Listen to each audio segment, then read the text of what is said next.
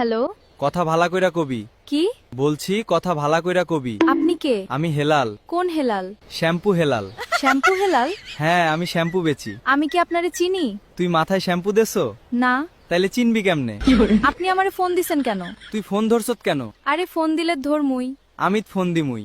কি হ্যাঁ, সমস্যা কি? নরেন্দ্র মোদির মাথা। আপনি রং নাম্বারে ফোন দিছেন। আমি রং নাম্বারে ফোন দিছি? জি। তোরটা রং নাম্বার। হ্যাঁ। আয় হায় রে, কি হইলো?